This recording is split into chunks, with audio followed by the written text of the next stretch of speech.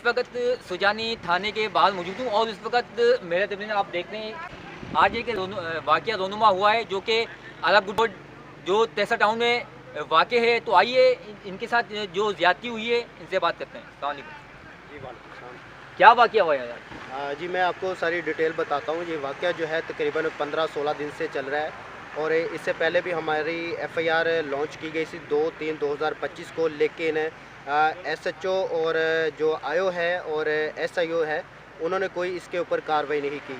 अगर कार्रवाई करते तो मेरा ख्याल है ये आज जो नौबत आई है, आज जो हमारे ऊपर असला लेकर ये गुंडे लोग जो असला लेकर हमारे ऊपर हमला किया है, हमारी लेडीज़ को घसीटा है। क्या नाम है जिन्होंने?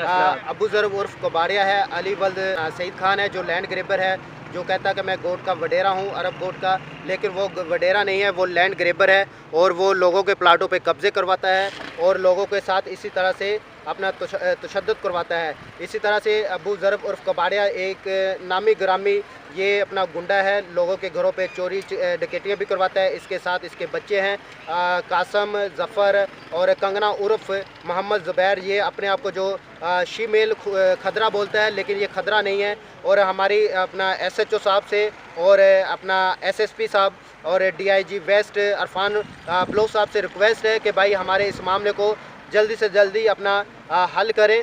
और सबसे बड़ी मज़े की बात यह है कि अभी जो है जब हमारे ऊपर हमला किया है, मेरा नाखून तोड़ दिया गया, मेरी हड्डी फ्रैक्चर है, ठीक है, मेरे शोल्डर पे पेन हो रहा है, मेरे घुटने में पेन हो रहा है। और मज़े की बात यह है कि पुलिस जो है वो मुजरिम को पकड़ के लेकर आई और एसएचओ और थाने की मौजूदगी में जो मुजरिम है वो भाग जाता है और उनको भगाया जाता है पैसे के लालच के अंदर आके। और फिर हमने एसएसपी साहब को कांटेक्ट किया। एसएसपी साहब पहले तो हमारी फ़ोन उठाना पसंद नहीं करते थे, अगर उन्होंने कॉल रिसीव कर ली तो उसको हमने बताया कि भाई मुबारक हो, थाने से हमारा मुजरिम जो है वो भाग गया है। तो फिर एसएचओ साहब ने एसएसपी साहब ने एसएचओ को फ़ोन किया और उन्होंने आके अपने मुतल्लिका जो ड्यूटी अफसर से उनसे बात की। तो मुजरिम कहाँ है, तो वो अपना ला इल्मी का इजहार करने लगे कि भाई हमारे पास अभी मुजरिम आया नहीं है। जबकि अपना चौकी इंचार्ज खदा की बस्ती जो है वो अपना मुजरिम ज़रफ़ उर्फ कबाड़िया जो कि नामी ग्रामी लैंड ग्रेबर है, गुंडा है, चोर है, डकैत है, औरतों की इज्जतों को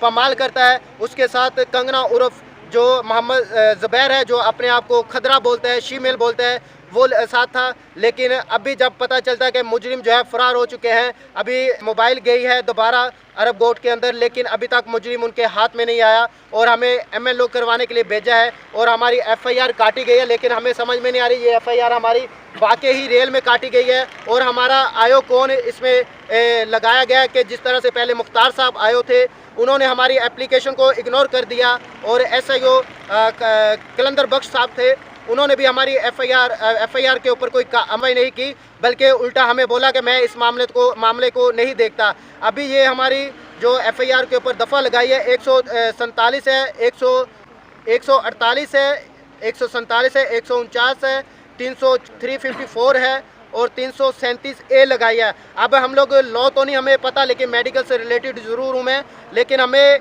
ये इंसाफ चाहिए। हमारी सीएम सिंध साहब से दरख्वास्त है और आईजी सिंध साहब से दरख्वास्त है और वज़ीर दाखिला साहब से दरख्वास्त है कि भाई हमारे इस मामले को फौरी अपना इस पर कार्रवाई की जाए और मुजरिम को पकड़ के सख्त से सख्त सजा दी जाए। क्योंकि अभी हमारे बच्चे घर में अकेले हैं और हम लोग सरजानी थाने के अंदर हैं, लेकिन हमें डाउट हो रहा है, हमें थ्रेट दिए जा रहे हैं कि हमारे बच्चों को भी मारा जाएगा क्योंकि हमारे तहफ़्फ़ुज़ करने वाले ही उनके साथ मुलव्वस हैं। क्योंकि गन शूट मारी मुझे, बस मारा है, ये अबू ज़र ने मारा है, अबू ज़र कबाड़िए ने, और उसके अलावा इसके नामालूम अफराद ने जो बेटे हैं उनके।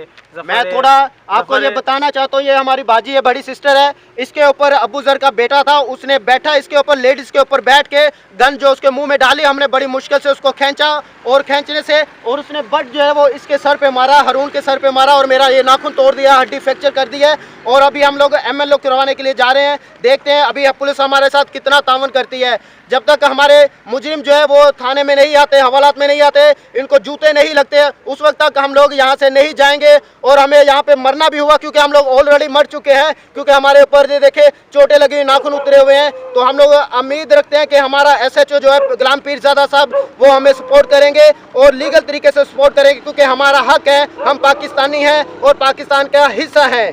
Thank you. इसी तरह से हमारी ये खवातीन हैं, लेडीज़ हैं, जिनके कपड़े पाड़े गए, इनको अपना घसीटा गया रोड के ऊपर, लेकिन अभी तक कोई कार्रवाई नहीं हुई। हमें अफसोस हो रहा है कि कैसा ये पाकिस्तान का कानून है कि अक़लियतों के साथ इस तरह से कब तक ये ज़्यादतियाँ होती जाएंगी। कभी हमारे मज़हब के नाम पे हमें तहीन रसालत लगा दी जाती है। इसी तरह ये वाक़या जो है रूनुमा इसी तरह से होने लगा था कि लोग जो उनके साथ कब्ज़ा माफिया था, जो उनके साथ गुंडे थे, बलोच अपना सराइकी लोग थे, उन्होंने बोला कि हम इन क्रिश्चनों की ऐसी तैसी कर देंगे, इनको घरों से निकाल के मारेंगे, जलाएंगे। और मैं बिशप साहब जोसेफ साहब से दरख्वास्त करता हूँ, चर्च ऑफ पाकिस्तान के बिशप साहब से दरख्वास्त करता हूँ कि हमें इंसाफ दिया जाए। हम पाकिस्तान के शहरी हैं। और मैं थोड़ा CM साहब और अपना जनरल सेक्रेटरी सिंध और निसार खोड़ो साहब को बताना चाहता हूं कि मैं Pakistan Peoples Party district west minority wing का सीनियर रहनुमा हूं और पाकिस्तान पीपल्स पार्टी के साथ हमने दिन रात मेहनत की है। लेकिन पीपल्स पार्टी के कुछ ही ऐसे जो लोग हैं पाकिस्तान पीपल्स पार्टी का नाम बदनाम करते हैं, जिसमें हमारे मिनॉरिटी के भी लोग हैं, हमारे मदर विंग के भी लोग हैं, जो इन लैंड ग्रेबरों की सुपरविज़न करते हैं। आपकी अपील करता हूं तमाम अदारों से कि हमें इंसाफ दिया जाए, ताकि आने वाले वक्तों में हमारे लिए कोई ऐसा वाक़या रूनुमा ना हो सके। हमें इंसाफ चाहिए। उन्होंने हमारे साथ बहुत जास्ती की। ये देखिए, आप देख सकते हो, उन्होंने हमारे कपड़े फाड़े, हमें बुरी तरह घसीटा, उन्होंने हमारे साथ जास्ती की। हमें इंसाफ चाहिए।